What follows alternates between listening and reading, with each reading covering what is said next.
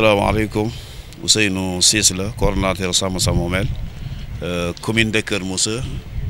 zone sud. ñu ngi sant collectif yi nga xam ne tey ñoo fi daje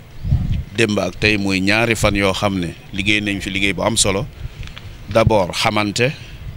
kenn ku nekk wax sa jafe-jafe ci wàllu suuf kenn ku ne xam sa morom li muy daj waaye ñu teg benn feuille de route maanaam benn yoon bi nga xam ne ci la ñu war a jaar muy lu am solo loo xam ne presque collectif yi nekk Sénégal di xeex ci wàllu suuf yëpp daje nañu fi démb ak tey yendu fi pour lan importance bi nga xam ne suuf am na ko parce que suuf ki ko amee moom moo amee lépp ki ko ñàkk moom moo ñàkk lépp collectif yi nag dara taxu leen jóg lu dul sécuriser ak garder li nga xam ne am nañ ko ci wàllu suuf te duñu seetaan mukk nag ñeneen jóge fële ñëw di ko jël di ko saax-saaxe wala di leen ko yàqal ñoom pare nañu pour lutter mu des seen loxo njariñ bu dee am ñu jariñoo ko wala bu ko keneen nare jariñoo aussi ñoom ñu am ci seen intérêt seen avantage ñu am ko ci loolu mooy solo bi nga xam ne tey am nañu mbégte lool daje fi démb ak tey essence fi def fi benn atelier bu yaatu boo xam ne xalaat yu bëri génn na fi tey ñu tënk ko kon ñu ngi wax ak njiitu réew mi di ko wax ne commencé par tey collectif yi nekk Sénégal di xeex ci wàllu suuf yëpp lëkkaloo nañu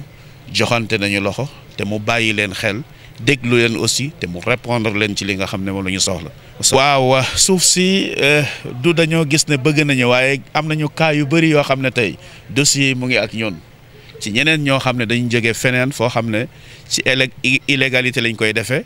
ngir bëgg a jël suuf loolu ay dossier la maanaam li ñuy wax nii tey yëpp waxuñu ko ci ngelaw li ñu koy sànni waaye ay mbir la yoo xam ne bépp buñ ci engagé rek mën nañu génnee dossier bi tegal la ko pour wax kan la ak fan la ci ñëpp ñoo xam ne jóge nañ ci goxu Sénégal yëpp tey daje fi pour joytu loolu. coow suuf dafa jéggi dayoo tey maanaam tey doon nga ko dégg ay zone wala ay région wala ay département waaye léegi foo laal Sénégal am na coowal suuf loolu moo jaaxal ñëpp buñ ko arrêté wul fan la jëm. loolu mooy yitt bi nga xam ne collectif yi amee nañ ko tey pour ñu mën a arrêter loolu. ci biir atelier bi maanaam kenn ku nekk xam nga sa ennemi maanaam sa noon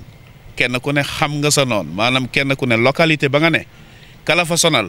xam nga ko tey bu laajoon loolu ay leeral ak yaatal tey kenn ku nekk mën na wax ne diwoo ma sonal diwoo ma sonal diwoo waaye kenn ku nekk am nga benn koo xam ne moo la sonal fekki la ci sa gox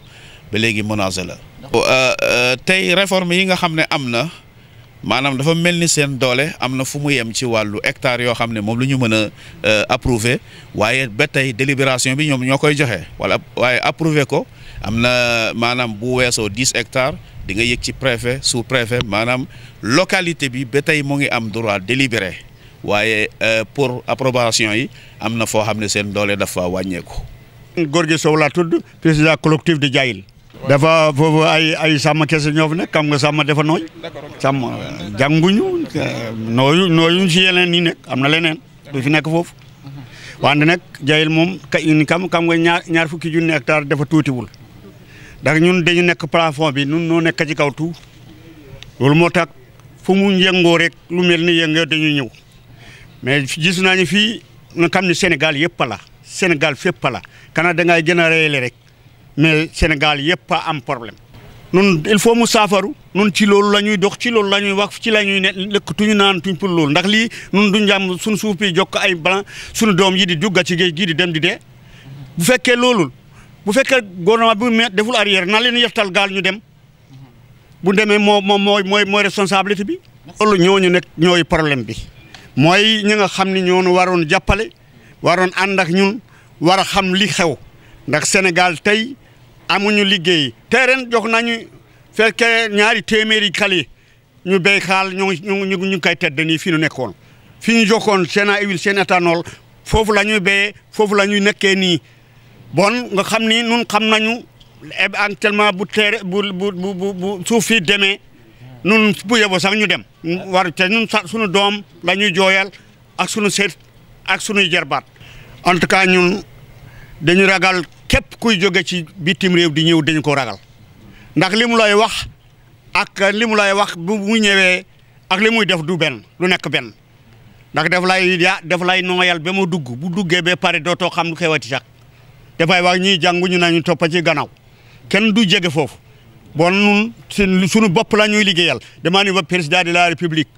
xam na Jayil ñun xam nañu Jayil xam nañu ñi fi nekk yëpp xam nañ Mbuur foofu yëpp dafa kii amul fu tey problème amul. En tout cas mu ngi noppi daal moo gën bare ci suuf si ndax lii bu ci addu woon benn yoon mu taxaw mais adduwul lu tax adduwul nag ñun xam ñu ko mais daañu ko jéem a xam. patalewaat lépp lu mu indi woon nangu nañu ko di liggéeyal nañu ko jox nañu ko moom mu dund ñun dañu war a bëgg dund daf nu war a dundal ñun itam. waaw. président bu waxee nañu def ñu def ko ba mu nekk mu am sañ-sañ nu nanu jox nu dundee. waaw na delloo naar bi xoromam te nun ay yeneen yi ay geneen suuf terre yi ñu jël ay yoo xam ne décret président dafa ci am. Je m'appelle Ibrahima Diatta, je suis le président de la plateforme locale de l'eau de Diender Kayar. tey ci benn situation boo xamante ni depuis 15 à 20 ans dañoo jékki-jékki rek gis mu mel ni suufu Sénégal dafa mel ni léegi or la mais effectivement parce que environnement bi ñu nekk la xëy na mën nañoo wax ni am na stabilité politique war nañoo wax ni am na ndox suuf bi yaatu na mais li doy waar mooy dañoo jékki-jékki am ay nit ñëw ñu fekk suuf soo xam ne ni kenn nekk fa mais dañoo ñëw fekk ay nit ñoo xam ne dañoo newoon seen suuf di tedd ñu bëgg ko foqar ñi jox ko ñeneen te ki nga koy jox yow nekkul sax koo xam ne nii fii ci dëkk la dëkk mais kooku xëy na mi ngi liggéey ci liggéey boo xam ne nii dividende yi muy am après daf koy yóbbu donc ñun lu ñu wax mooy suuf si nga xam ne ni moo nekk fii nañ ko bàyyee ak population bi ndax tey lu mot ay mais collectif ba dañoo yaatu ci Sénégal tey dañoo daje fii pendant 48 heures xalaat ci loolu ñu wax ni lii nga xam ne nii moom la ñu yàlla jox te ñun ñu jëloon option pour mbay mi suuf la laaj kon suuf bi nañu fexe ba bàyyi ko ak les producteurs ñu mën koo jariñu état bi maintenant beneen liggéey bi mu war a mën a liggéey mooy waxul sax ñun waxatu si sax mu ñëw xool ay partenariat ak yooyu mais nañu fexe ba dimbali ki yor suuf si nan lay mën a exploiter suufam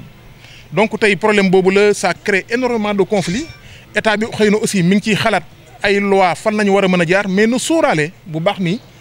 warul génnee beneen loi ci wàllu suuf si boo xam ne ni dafay gaañ mi mi ki dëkk fii mais Sénégal xam nga loolu parce que système bi la parce que tey dañuy yaakaar rek ni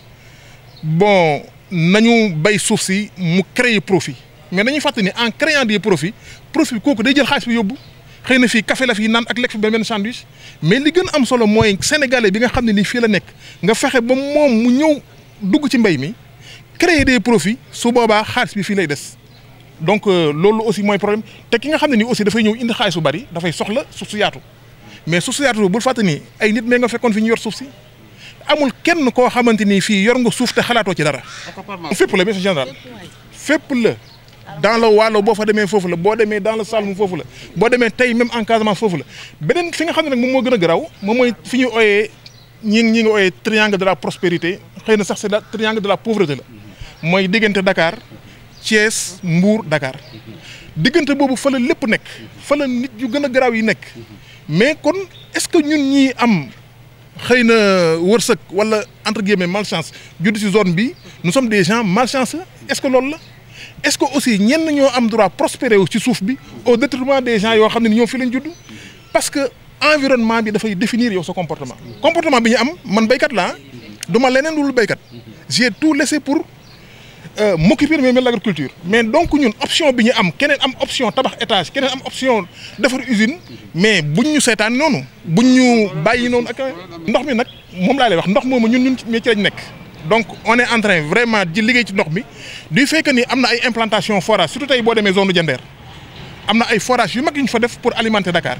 mais problème boobu comme que léegi dafay pomper nappe bi ñun dañu xalaat ni war nañoo mën a xalaat beneen doxalin pour ndox mi fi des ak néew parce que ndox mi day jeex li fi des ak néew ñu xool nan lañ koy mën a gérer ba mu am une exploitation équitable ku nekk mën see gis jël sa lañ sa war a jël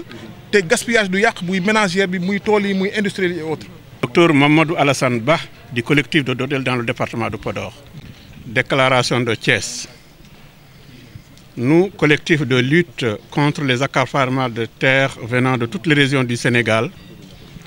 réunis en atelier de partage d'expériences et de renforcement de capacités de collectifs de lutte contre l'accaparement de terres pendant 2 jours, les 13 et 14 décembre 2020 à Thiès, avons partagé nos expériences et échangé sur les bonnes pratiques. Nous avons surtout suivi avec grand intérêt les présentations des experts portant sur les bonnes pratiques de lutte contre les accaparements de terres et les techniques de plaidoyer et de communication, et les textes en matière de gestion des ressources naturelles. Ainsi, considérant les enjeux de développement durable et inclusif auxquels nos communautés font face, considérant que la terre et les ressources naturelles sont indispensables à la vie et aux activités socio-économiques, incontournables pour assurer la sécurité alimentaire et lutter contre la pauvreté et la faim, considérant la volonté de certains de mettre main basse sur ces ressources, considérant les conséquences désastreuses de confiscation qui pourraient induire, à savoir la pauvreté, la vulnérabilité et in fine les crises politiques inhérentes à cette situation, nous, signataires de cette déclaration, réitérons notre engagement à renforcer notre détermination dans la lutte pour sauvegarder notre patrimoine foncier et les ressources naturelles par tous les moyens légaux que l'État de droit met à notre disposition. Continuer à porter très haut le flambeau de la lutte contre toutes les formes de confiscation de nos terres. Tisser et renforcer la solidarité entre nos différentes structures pour mieux sécuriser notre patrimoine foncier et les ressources naturelles. Mutualiser nos moyens et expériences pour barrer la route aux accapareurs. Et nous appelons l'État du Sénégal à veiller à un meilleur respect des droits des communautés sur leurs ressources foncières. Engager des réformes garantissant des droits fonciers aux communautés. Protéger les femmes et les hommes engagés dans la sécurisation foncière en faveur des communautés. Appelons les autres collectifs à rejoindre la lutte. Enfin, nous adressons nos remerciements chaleureux à tous nos partenaires pour leur soutien sans faille dans ce combat pour la vie, la dignité et l'honneur. Merci de votre attention. Fait à Thiès le 14 décembre 2020.